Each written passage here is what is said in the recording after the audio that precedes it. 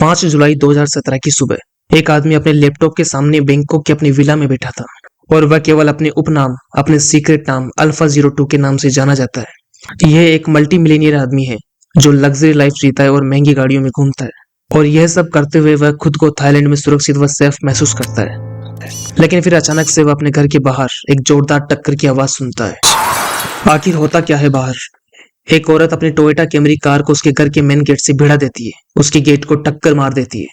इसके बाद वह अंदर बैठा शख्स सब कुछ पीछे छोड़कर तुरंत घर से बाहर भागकर जाता है और एक्सीडेंट सीन पर पहुंचता है तो देखता है कि उससे बड़ी भारी गलती हो गई है और अब इसके बहुत सीरियस परिणाम होने वाले हैं, क्योंकि उस एक्सीडेंट वाली गाड़ी की जो ड्राइवर थी वह रॉयल थाई पुलिस की एक एजेंट है। FBI और DEA के इन्वेस्टिगेटर्स कई महीनों से इसी मोमेंट का इंतजार कर रहे थे। यही नहीं बल्कि लगभग 7 देशों की अथॉरिटीज एक साथ इस दिन के लिए लगातार काम कर रही थी कि क्या वे कभी डार्क वेब को चलाने वाले शख्स को तलाश कर पाएंगे। और फाइनली यही वो दिन था जब पुलिस और इन्वेस्टिगेटर्स अपनी मिशन के एंड तक पहुंच जाते हैं।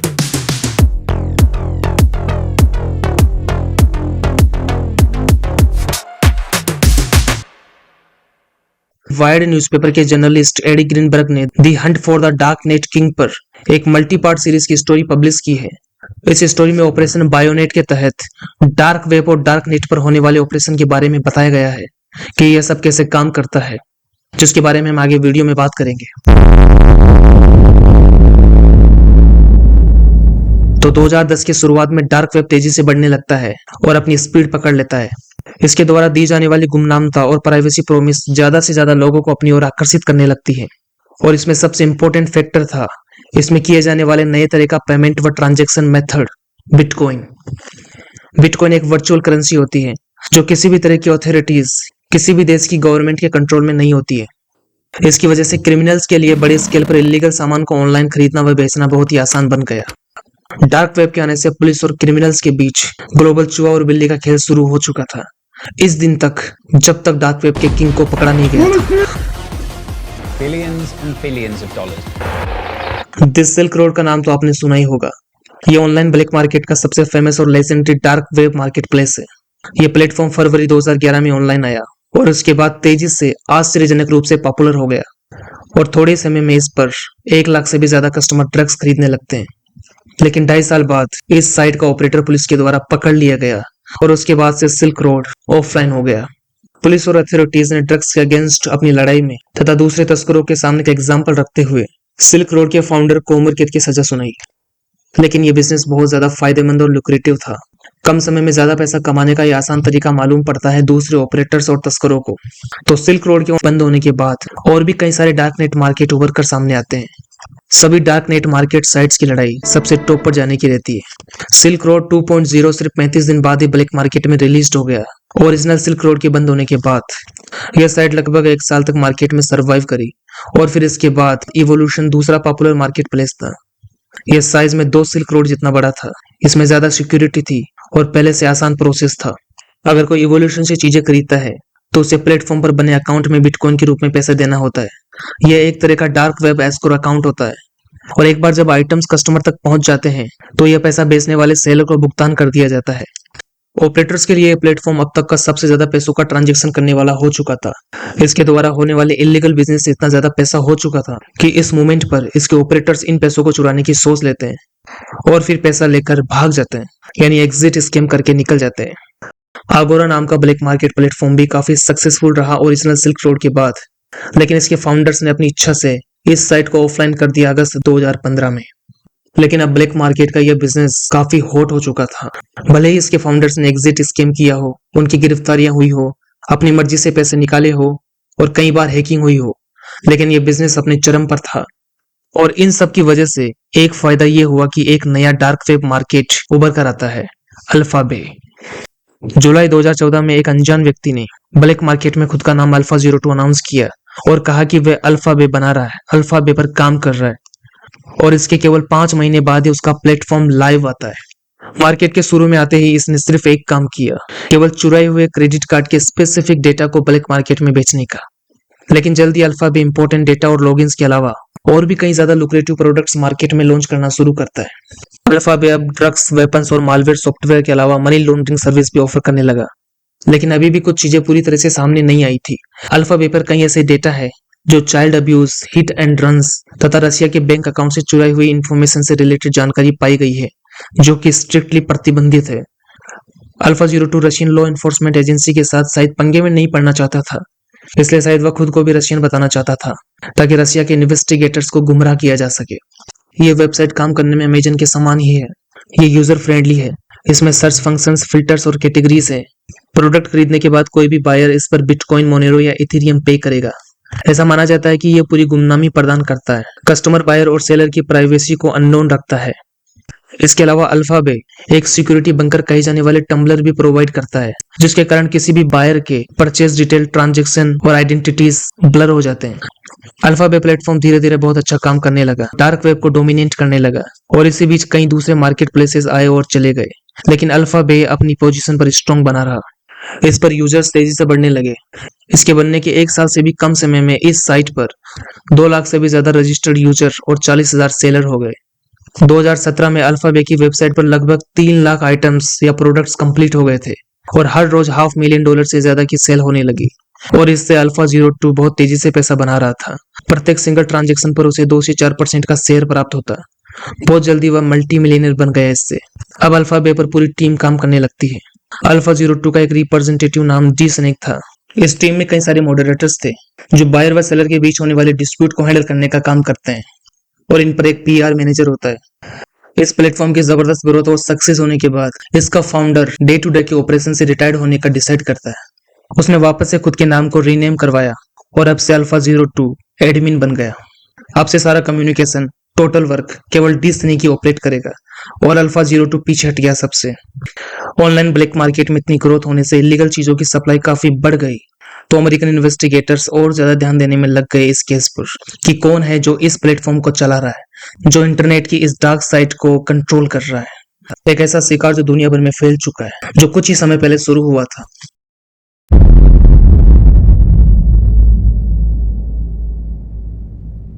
डार्क वेब के असली मास्टरमाइंड को पकड़ने के लिए American investigators alpha base sites के सर्वर का पता लगाने की कोशिश करते हैं। अगर उन्होंने इसके सर्वर को किसी तरह से एक्सेस कर लिया तो वे प्लेटफॉर्म के नजदीक पहुंचकर इसे क्लोज कर सकते हैं और बिना किसी को पता चले इसके ऑपरेटर्स की लोकेशन का पता लगा पाएंगे। आईपी एड्रेस के जरिए यूजर्स और सर्विस की लोकेशन की जानकारी प्राप्त हो सकती है, लेकिन टीओआर यानी ऑनलाइन राउटिंग प्रोजेक्ट जैसे क्लोज नेटवर्क में वेबसाइट कई सारे रैंडम सर्वर्स के साथ जुड़ी होती है और राउटिंग के द्वारा जो सर्वर वेबसाइट से जुड़े होते हैं उनको वापस से ट्रेस नहीं किया जा सकता, उनको लोकेट नहीं किया जा सकता। ये स्पेशली इसलिए बनाया जाता है ताकि सर्वर को ढूंढ पाना मुश्किल हो जाए और इस वजह से इन्वेस्टिगेटर्स, ऑपरेटर्स तथा सेलर को लोकेट नहीं कर पाए। और इसी सेफ्टी और सिक्योरिटी के कारण अमेरिकन इन्वेस्टिगेटर्स इनको पकड़ने के लिए अब दूसरा तरीका इस्तेमाल करने लगे। वे अब प्लेटफॉर्म को ब्राउजिंग करने लगे और गुमनाम रूप से ड्रग्स खरीदने लगे, इस उम्मीद में कि सेलर कोई ना कोई गलती जरूर करेगा जिससे उस तक पहुंचा जा सकेगा। पुलिस और इन्वेस्टिगेटर्स की यह चाल कामयाब रही। खरीदे गए प्रोडक्ट की पैकेजिंग और पोस्टेज स्टाम्प से इस ड्रग डीलर की जानकारी के क्लू पुलिस को मिल गए और पुलिस ने उसे लोकेट करके उसे गिरफ्तार कर लिया। लेकिन ये सब छोटी मछलियां थी। यहाँ डीलर्स आते हैं और चले जाते हैं। इन्वेस्टिगेटर्स को तो तलाश थी असली मास्टरमाइंड, असली किंग अल्फा 02 की, जो सबको चला रहा है। लेकिन अल्फा बे को ऑपरेट करने वाला एक चालाक और मास्टरमाइंड आदमी था। उसने पहले से ही सारी सावधानियां और तैयारी कर रखी थी। वह इस गेम के हर रूल को अच्छे से जानता था। दिसंबर 2016 तक आते आते अमेरिकन इन्वेस्टिगेटर्स इसे पकड़ने के लिए और डेस्परेट बन गए। उन्होंने तलाशी ऑपरेशन तेज कर दिया। रॉबर्ट मिलर डेस्क के पीछे से फ्रेस्नो कैलिफोर्निया में बैठकर इस केस को हैंडल कर रहा था, इस पर इन्वेस्टिगेशन कर रहा था। वह डीईए के लिए काम कर रहा था, जो कि American drugs law enforcement agency है। जब रॉबर्ट मिलर अल्फा बे की इन्वेस्टिगेशन केस पर काम कर रहा था, तभी अचानक से उसके ईमेल के इनबॉक्स में एक अननोन व्यक्ति की तरफ से एक मैसेज आता है। जिसने भेजा उसका कोई अता पता नहीं था, वह अनजान व्यक्ति था, लेकिन यह मैसेज अल्फा 02 की तरह ही दिखाई दे रहा था। ऐसा संदेह हुआ रॉबर्ट मिलर को, अगर ऐसा है तो यह बड़ी गलती होगी भेजने वाले के द्वारा। अल्फा बे के बनने के शुरुआती दिनों में जो भी कोई यूजर इस पर रजिस्टर्ड होता था, तो उसी सेम मोमेंट पर उसके पास वेबसाइट के द्वारा एक वेलकम मैसेज आता था। और जब भी ईमेल के द्वारा कोई मैसेज किसी के द्वारा आता है, तो भेजने वाले सेंडर की असली ईमेल आईडी उसके मेटा डेटा पर विजिबल हो जाती है। हालांकि यह गलती तुरंत सुधार ली गई थी भेजने वाले के द्वारा। इस अनजान टिपस्टर और उसकी पहली वेलकम ईमेल्स को सेव कर लिया गया। अंदाजा था कि यह टिपस्टर अल्फा 02 का पहला कस्टमर हो सकता है, या फिर यह एक ऑपरेटर है कंप्यूटर वेबसाइट का, जो कि किसी तरह से मेल को रोके रखा है। लेकिन अभी तक कुछ नहीं कहा जा सकता। खैर, रॉबर्ट मिलर साइलेंटली अल्फा बे पर नजर रखना शुरू कर देता है। उसने सोचा कि वह थोड़ा आगे बढ़ जाए, कुछ सफलता मिल जाए इसमें, तब वह इस ईमेल एड्रेस को डीईए को सौंप देगा। ये ईमेल एक महत्वपूर्ण खोज थी मिलर और उसकी टीम के लिए। इस ईमेल के जरिए इन्वेस्टिगेटर्स ने 2008 से 2009 की एलेक्स की कई फोटोज को ढूंढ लिया, जो skyrock.com एक French language social media platform से जुड़ी थी और जिसकी फोटोज मिली थी। खोजबीन करने से पता चला कि वह एक पुराने डेटिंग प्रोफाइल से जुड़ा है और ये प्रोफाइल ट्रो रिवियर से लिस्ट हुई थी, जो कि उसका होम टाउन था और ये लोकेट है साउथ क्यूबेक कनाडा में। प्रोफाइल के अनुसार उस समय वह 17 साल का था और इस ईमेल के अनुसार उसका जन्म 91 में रहा होगा और वह 23 साल का हो चुका था जब अल्फा बे बनाई गई थी और इसका अल्फा 02 यूजर नेम एक फ्रेंच लैंग्वेज टेक्नोलॉजी फोरम पर दिखाई दिया था तथा 2008 में उसने बताया था कि इमेज से वायरस को कैसे रिमूव किया जाता है और उस इमेज की पोस्ट के बॉटम में उसका ईमेल एड्रेस मौजूद था जिसमें उसका पूरा नाम अलेक्जेंडर केजेस था। अब इन्वेस्टिगेटर्स के पास उसका नाम और पता था, पर अभी कहां पर है वो, ये पता लगाना था। इन्वेस्टिगेटर्स केजेस के पेपल अकाउंट का पता लगा लेते हैं और इस अकाउंट के जरिए उसकी एक और नई ईमेल का पता लग जाता है जो उसने इस अकाउंट से लिंक कर रखी थी, जो उसके लिंक्डइन प्रोफाइल से भी जुड़ी थी और इससे यह भी पता लग गया कि वह एक फ्रीलांसर सॉफ्टवेयर डिजाइनर का काम भी कर चुका है और उसने अपनी एक सॉफ्टवेयर कंपनी भी रन करी जिसका नाम EBS टेक्नोलॉजीज था। धीरे धीरे डार्क वेब के मास्टरमाइंड की सारी जानकारी इन्वेस्टिगेटर्स को मिलने लगी और अब बहुत जरूरी जानकारी मिलती है उसके फेसबुक अकाउंट से। इन्वेस्टिगेटर फेसबुक अकाउंट पर उसकी मंगेतर की प्रोफाइल को ढूंढ लेते हैं। ये एक थाई वुमन है और अलेक्जेंडर केजेस एक कैनेडियन है जो थाईलैंड में उसके साथ रहता है। यह क्लू इन्वेस्टिगेटर्स को थाईलैंड की राजधानी बैंकॉक तक ले जाता है।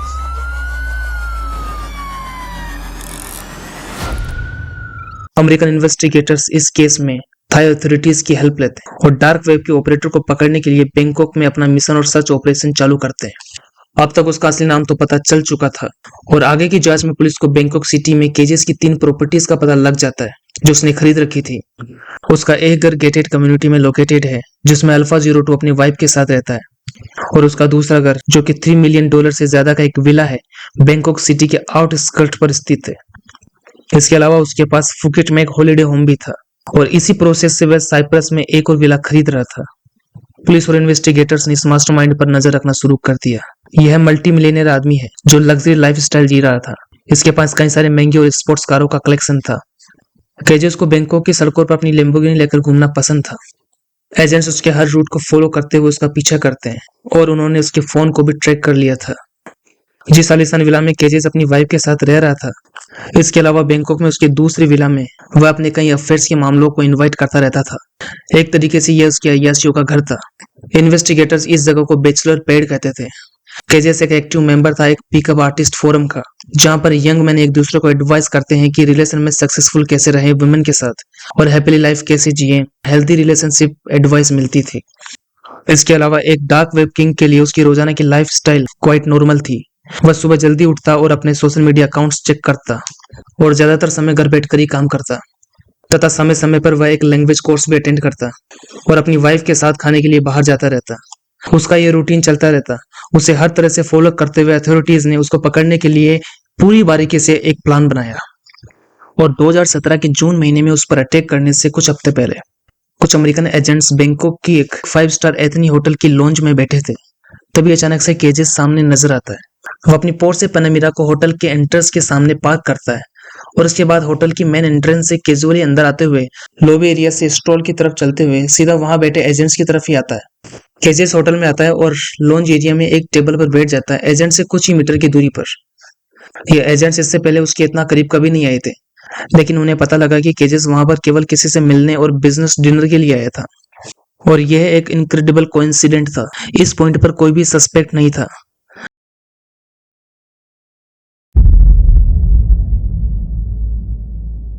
अल्फा बे इस समय तक का वर्ल्ड का सबसे बड़ा डार्क नेट मार्केट बन गया था, लेकिन इसका कंपटीशन मार्केट में आ जाता है। यूरोप में हांसा नाम का डार्क नेट मार्केट तेजी से फैलने लगता है और सबका ध्यान अपनी ओर कर लेता है। यह Hansa market European law enforcement authorities को बिजी कर देता है। यूरोपियन अथॉरिटीज इसके पीछे लग जाती है, लेकिन थोड़े समय बाद ही डच इन्वेस्टिगेटर्स हांसा मार्केट के सर्वर का पता लगा लेते हैं। यह सर्वर नीदरलैंड्स के एक डाटा सेंटर में पाया जाता है। पुलिस व इन्वेस्टिगेटर्स को यह अपॉर्चुनिटी लगी। वे इस सर्वर को मॉनिटर करते हैं, इसके डेटा को कॉपी करते हैं और ऑपरेटर्स की कई सारी काउंटलेस चैट को चुराकर कॉपी कर लेते हैं और यह सब करने से उन्हें पता लगता है कि इसके ऑपरेटर्स जर्मन से, जो शायद अभी भी जर्मनी में ही रहते हैं। इसके बाद Dutch investigators German federal criminal police BKA के साथ मिलकर हंसा मार्केट को अपने कब्जे में ले लेते हैं। अपने कंट्रोल में लेने के बाद अचानक से हंसा मार्केट डच सर्वर से गायब हो जाता है, क्योंकि शायद उसके एडमिन को यह पता चल गया था कि उसका सर्वर पुलिस के द्वारा कॉपी हो चुका है, उसे ट्रैक किया जा रहा है। लेकिन अथॉरिटीज काफी आगे बढ़ चुकी थी। उन्होंने ऑपरेटर्स की चैट के द्वारा कुछ बिटकॉइन एड्रेसेस का भी पता लगा लिया था, और अब उन्होंने इन बिटकॉइन वॉलेट के ट्रांजैक्शन की ट्रैकिंग करना शुरू कर दिया। ट्रैकिंग करते करते वे फाइनली एक डच क्रिप्टो एक्सचेंज तक पहुंच जाते हैं, तो उन्हें पता चलता है कि यह बिटकॉइन ट्रांजैक्शन लिथुआनिया से ऑपरेट हो रहा था। इसके बाद जर्मन और डच अथॉरिटीज साथ में मिलकर इस नए सर्वर को ढूंढने की कोशिश करते हैं। इसके सर्वर व ऑपरेटर के काफी करीब पहुंचने के बाद इस पॉइंट पर अथॉरिटीज ने यह ठान लिया कि वह हमला बोल देंगे, लेकिन लास्ट मोमेंट पर कुछ ऐसा होता है जो किसी ने सोचा नहीं था। FBI यूरोपियन अथॉरिटीज को बताती है कि उनका जो अल्फा 02 को अरेस्ट करने का और अल्फा बे को बंद करने का प्लान था, वह अभी नहीं करे, उस पर कोई एक्शन नहीं ले, क्योंकि इस केस पर पहले से ही ऑपरेशन बायनेट चल रहा है, जो FBI, DEA लगभग 7 देशों की एनफोर्समेंट एजेंसी उसे पकड़ने में लगी है। यूरोपोल भी इसमें शामिल है। FBI ने इंस्ट्रक्शन देते हुए यूरोपियन अथॉरिटीज को सही मौके का इंतजार करने को कहा, जब तक कि डच अथॉरिटीज जर्मन एजेंसीज के साथ मिलकर हंसा मार्केट को अपने कंट्रोल में नहीं ले लेती, क्योंकि अगर पहले अल्फा बे को पकड़ लिया गया तो हंसा मार्केट का सैलाब आ जाएगा। वह नए बायर और सेलर के साथ और ज्यादा फैल जाएगा। यह ब्लैक मार्केट केस में साधारण सी बात है। जब एक साइट बंद होती है या कोई एग्जिट स्कैम होता है, तो इसके बाद कस्टमर और डीलर्स नए प्लेटफॉर्म पर आ जाते हैं। इसी बात को ध्यान में रखते हुए पूरी सावधानी बरतते हुए लॉ एनफोर्समेंट एजेंसी ने अल्फा बे मार्केट वेबसाइट को हाईजैक कर लिया।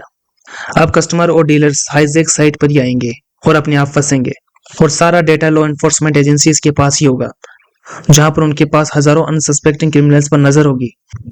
पुलिस इतना आगे बढ़ चुकी थी, लेकिन इस बारे में अलेक्जेंडर केजेस को कुछ भी पता नहीं था। वह तो हमेशा की तरह अपनी लैम्बोर्गिनी को लेकर बैंकॉक में घूमता रहता। तो 20 जून 2017 के दिन ऑपरेशन बायनेट में इन्वेस्टिगेटर को पहली सफलता मिलती है। लिथुआनिया के डेटा सेंटर पर डच फोर्सेस हमला बोल देती है, और उसी सेम टाइम पर जर्मन अथॉरिटीज हांसा मार्केट के 2 ऑपरेटर को सीगन और कोलोगन से गिरफ्तार कर लेती है। और मजे की बात यह कि ये ऑपरेटर अरेस्ट होने से पहले किसी को वार्न नहीं कर सके, क्योंकि इन पर अचानक से हमला किया गया था। अब Hansa black market site Dutch authorities के अंडर कंट्रोल में ले ली गई, और किसी को डार्क वेब में इसके बारे में पता नहीं चला। और 5 जुलाई 2017 बैंकॉक में यह समेता फाइनल एक्शन लेने का अथॉरिटीज के द्वारा अलेक्जेंडर केजेस के खिलाफ वारंट निकलता है। रॉयल थाई पुलिस, DEA और FBI अब उसे अरेस्ट करने वाली थी। 2 सालों में पहली बार अल्फा 02 पुलिस के जाल में फंसा है। उसे पकड़ने के लिए पुलिस ने एक प्लान बनाया। पुलिस की प्लानिंग के अनुसार एक ग्रे कलर की टोयोटा कैमरी कार केजेस के घर की ओर आगे बढ़ती है, जिसे रॉयल थाई पुलिस फोर्स की एक एजेंट चला रही होती है। और कुछ समय बाद यह कार केजेस के घर के मेन गेट से टकरा दी जाती है। एक माइनर एक्सीडेंट को अंजाम दिया जाता है केजेस के घर के सामने।